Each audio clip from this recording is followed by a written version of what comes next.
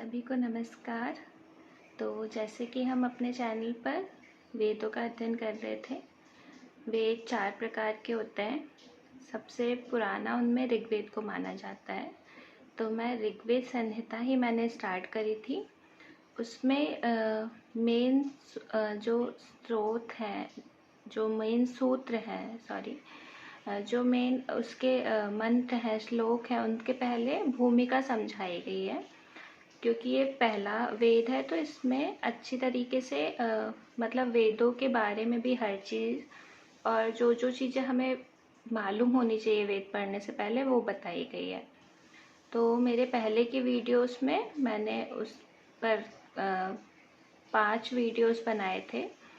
तो वो कंप्लीट होते ही हम और इसके मेन 15 हेडिंग्स हैं, तो वो कंप्लीट होते ही फिर मेन श्लोक स्टार्ट करेंगे। तो आज मैं कोशिश करूँगी कि 5 और आप लोगों के लिए रिकॉर्ड कर लूँ, जिससे फिर नेक्स्ट डे के लिए 5 और बचेंगी। देन हम श्लोक स्टार्ट करेंगे। तो आप सभी बने रहिएगा और ये सब जानिएगा, क्योंकि कुछ भी चीज़ स्टार्ट करने के पहले हमें वो वर्क कैसे करती है पता होना चाहिए। तो थैंक यू फॉर वॉचिंग। वेद एवं यज्ञ। वेद एवं यज्ञ का संबंध अन्योन्याश्रित है।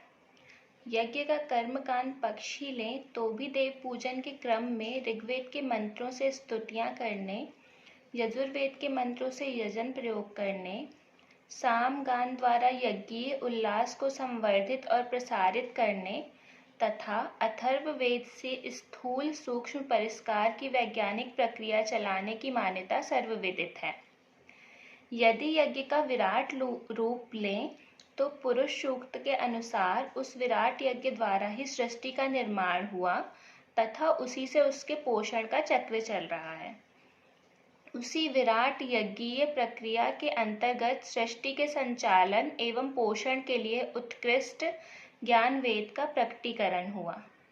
यथा ततो विराट जायत विराजो अधिपूरुषा सजातो अत्यरचियत पश्चात भूमि मथो पुरा। अर्थात उस विराट पुरुष से यह ब्रह्मांड उत्पन्न हुआ, उसी से समस्त जीव प्रकट हुए, देहधारियों के रूप में वही श्रेष्ठ पुरुष स्थित है। उसने पहले पृथ्वी और फिर प्राणियों को उत्पन्न किया।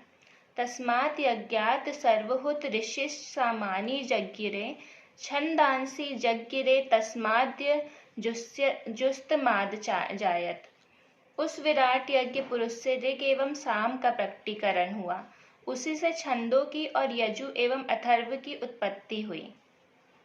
वेद यज्ञीय प्रक्रिया से प्रकट हुए हैं और यज्ञीय अनुशासन में जीवन को गतिशील बनाने के लिए हैं।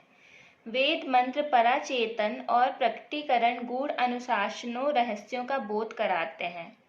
उन्हें समझकर ही प्रकटीगत चेतन प्रवाहों तथा स्थूल पदार्थों का प्रगतिशील एवं कल्याणकारी प्रयोग किया जाना संभव है। जैसे अग्नि या विद्युत के स्वाभाविक गुण धर्मों को समझे बिना व्यक्ति उनका उपयोग भली प्रकार नहीं कर सकता, अग्नि को धारण करने के लिए अज्वलनशील नॉन इन्फ्लेमेबल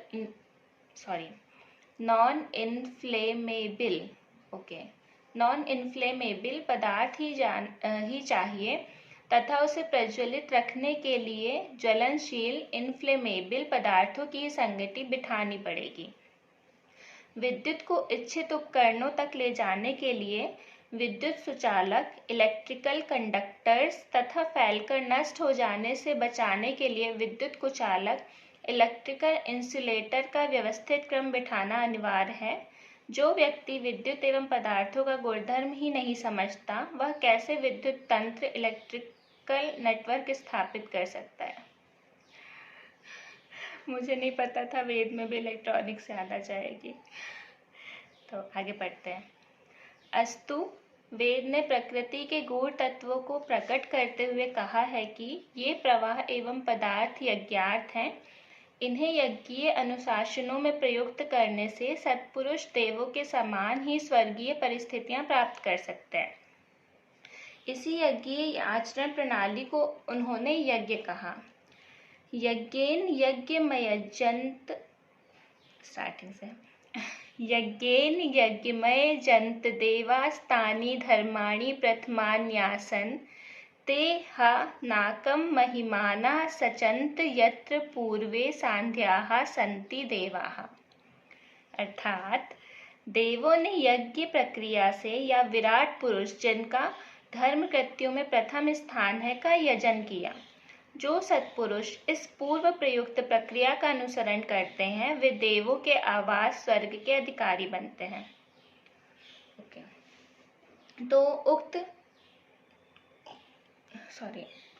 उक्त संदर्भ से स्पष्ट होता है कि वेदोक्त यज्ञ मात्र अग्निहोत्र परक कर्म कांड ही नहीं है, वह स्रष्टा के अनुशासन में भावना, विचारणा, पदार्थ एवं क्रिया के संयोग से उत्पन्न होने वाला एक अद्भुत पुरुषार्थ है।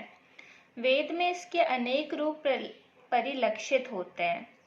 पहला यज्ञ पराचेतन विराट पुरुष या ब्रह्म के संकल्प से सृष्टि के उद्भव के रूप में दिखाई देता है।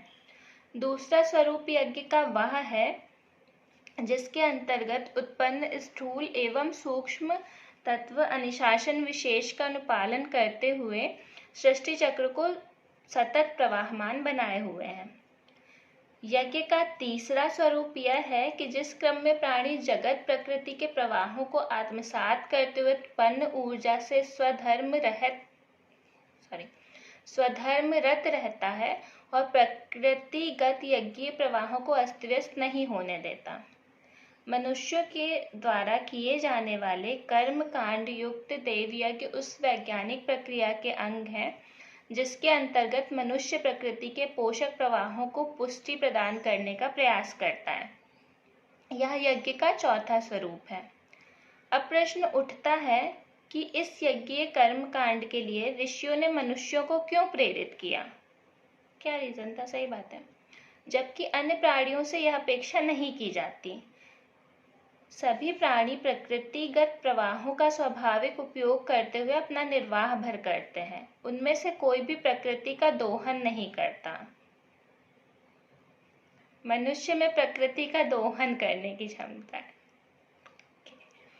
उसका दायित्व बनता है कि यदि प्रकृति का दोहन करता है तो उसके पोषण के लिए भी विशेष प्रयास करे।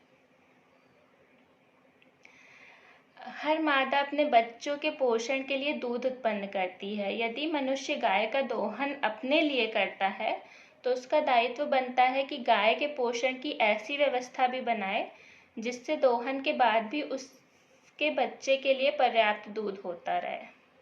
बहुत ही अच्छा एग्जाम्पल। और चलिए बाद में बात करते हैं इसके बारे में।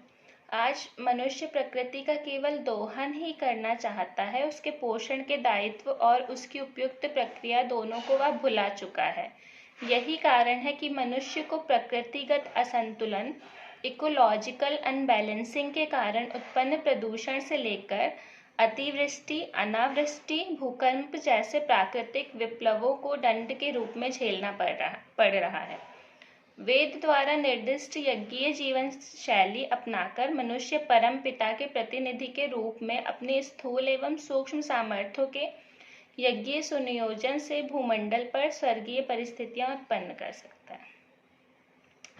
तो ये टॉपिक यहाँ पर खत्म। पर बहुत प्यारी बात थी ना इसमें ये कि मनुष्य को ही क्यों उसका पोषण करना है जबकि अन्य किसी भी जीव से अपेक्षा नहीं करते। तो ये कितनी अच्छी सीख है कि अगर हम दोहन कर रहे हैं तो हमें पोषण भी करना चाहिए।